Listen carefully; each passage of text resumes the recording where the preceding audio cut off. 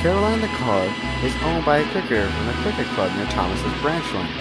She is a faithful vehicle, always taking him and his family wherever they need to be. Usually she is quite the pleasant car and enjoys taking leisurely rides through the countryside, just as long as she isn't pushed too fast. Caroline can quickly become frustrated when her owner needs to go a little faster, but she becomes especially frustrated when he makes her drive in the snow. Caroline hated the snow. It was cold, wet, and unpredictable, and caused all sorts of problems. I just assumed to stay in my garage all day to deal with this fluff. But isn't it so pretty? The countryside looks like a blanket of white, and it means Christmas will be coming soon. Pah! Easy for you to say. You've got a nice fire to keep your boiler warm, and rails to keep you on the right path. You'll never see it from a car's point of view. Regardless of Caroline's amenity towards the snow, her owner still needed to go to work each day. One particularly cold morning, her owner woke her up rather early. Ugh, what's this? It's too early for work. She shivered as she tried to warm herself up.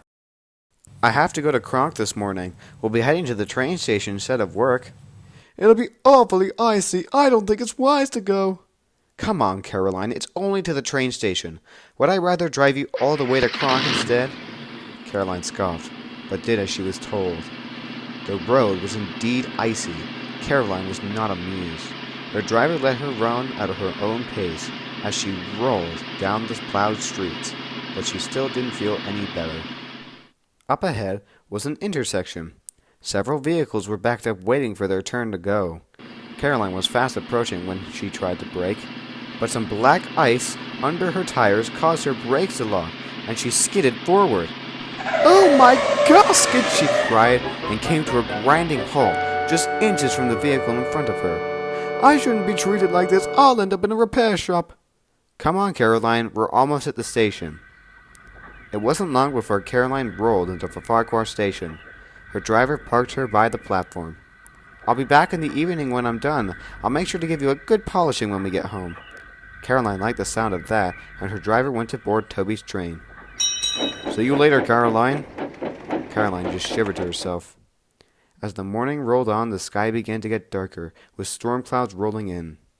As if it wasn't cold enough before, now the sun is nowhere to be found. Hello, Caroline. Hello, Thomas. What on earth are you wearing? Oh, this? This is my snowplow. Driver says it's going to start snowing soon, so I'll need to clear the tracks. I think it's more of a nuisance, personally. Is it really going to start snowing? Looks like it is. I want to get back to my nice warm shed as soon as possible. Take care, Caroline. Oh, I hope my driver gets back here soon. Caroline shivered in her spot. The temperature was dropping, and she could feel it in her frame. Just then the snow began falling, lightly at first, and heavier and heavier. Oh, where is he? I'm going to freeze out here. The snow continued to pour down. It began sticking, and soon enough it started piling on Caroline. More and more until eventually she was covered. Caroline was a large mound of snow for the rest of the day. By the time Caroline's owner returned, it had stopped snowing. Oh dear! He quickly brushed the snow off of Caroline. She did not look happy. Sorry, Caroline. Looks like it must have snowed on this side of the island. After we went to the bakery, we'll get you back in our nice warm garage. The bakery? Yes, we need to pick up some bread for supper. I won't. I'm tired of being treated like this, left out in the snow and forced to drive on more icy roads. I'd rather just stay here than take you home. Nonsense, you silly car. Let's go. He climbed inside and started her up. I won't go. I shouldn't be treated like this. Come on, Caroline. Everyone has to deal with the snow. You aren't the only one. Humph! Her driver pressed the gas, but Caroline threw herself into reverse. She shot back and slightly hit the corner of the station building. Oh no! There was very little damage, but her owner was furious.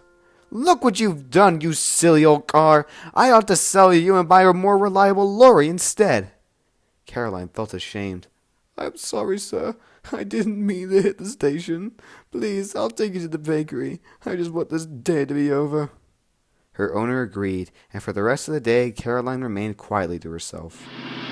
When Caroline returned home, she was left in the garage in disgrace. Over the next several days, her owner took Bertie the bus for his travels, while Caroline stayed in the garage. Normally, Caroline would have enjoyed staying inside from the cold snow, but she felt terrible for what she had done. One evening, her owner returned home and Bertie came to see her. He pulled out a toolbox and began to fix a small dent in Caroline's backside. After several moments, Caroline spoke up. I'm sorry, sir. I really am. These past few days have been miserable. I'd rather much be in the snow and helping you than stuck here. Her owner continued to quietly work. Please don't tell me for a lorry. I promise to be a good car like I've always been. With a pop, her owner had removed the dent. Well, Caroline, you've been a good car for many years. We found you most useful. Heavens, even the whole cricket team loves you. I couldn't set myself to sell you. Oh, thank you, sir. Caroline breathed a sigh of relief. Now, if you promise to be just a good car as you've always been, even in the snow, I'll let you out again. Yes, sir. Good. We'll get to work in the morning. Besides, the bus has terrible seats compared to you. Caroline beamed with pride. Now Caroline does her best, even in the snowy weather. She realized that she isn't the only vehicle who deals with the snow, and she works her hardest to get back in her nice warm garage without the bus.